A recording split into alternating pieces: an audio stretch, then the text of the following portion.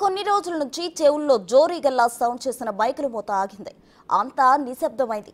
ఎక్కడికక్కడ ప్రచారాలు ముగిశాయి. ప్రచార గడువు ముగియడంతో ప్రచార రథాలన్నీ ఇంటికి పరిమితమయ్యాయి.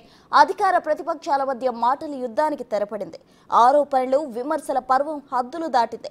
రాష్ట్రంలో రాజకీయ రచ్చరేపిన సార్వత్రిక ప్రచారానికి బ్రేకు పడింది. టీడీపీ, జనసేన, బీజేపీ కూటమిగా ప్రచారం చేయగా వై నాట్ 175 అంటూ వైసీపీ మైకులో దంచుకొట్టింది. ఇక కాంగ్రెస్ పార్టీ పూర్వ వైభవం కోసం గట్టిగానే హోరెత్తించారు.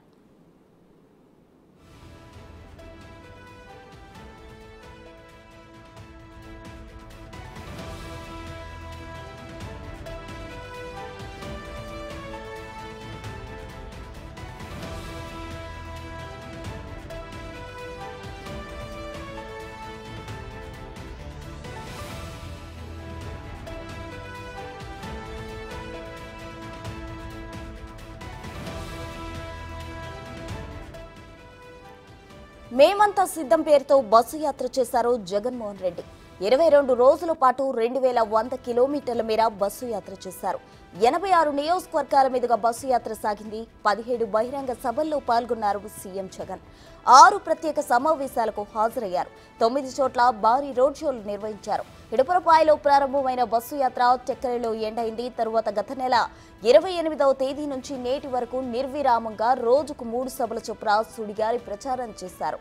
చివరిగా పిఠాపురంలో ఎండ్ ఆఫ్ ద స్పీచ్ పై ప్రచారాన్ని గ్రాండ్ గా ఎండ్ చేశారు.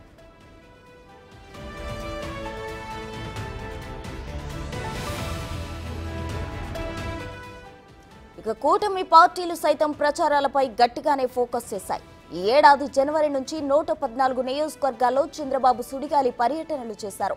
ప్రజాగలం పేరిటే 90 నియోజకవర్గాల్లో సభలు, రోడ్ షోలు నిర్వహించారు. కూటమి తరపున బోధి, అనకాపల్లి, రాజంపేట, రాజమండ్రి, విజయవాడ, చిలకలూరిపేట సభల్లో పాల్గొని ప్రసంగించారు. అమిత్ షా ధర్మవరం సభలో పాల్గొన్నారు. మరోవైపు రాజ్నాథ్ సింగ్, జేపీ నడ్డా, నితిన్ గడ్కరీ, రాష్ట్ర అధ్యక్షురాలు పురంధేశ్వరి కూటమి గెలుపు కోసం హోరాహోరీగా ప్రచారాలు నిర్వహించారు.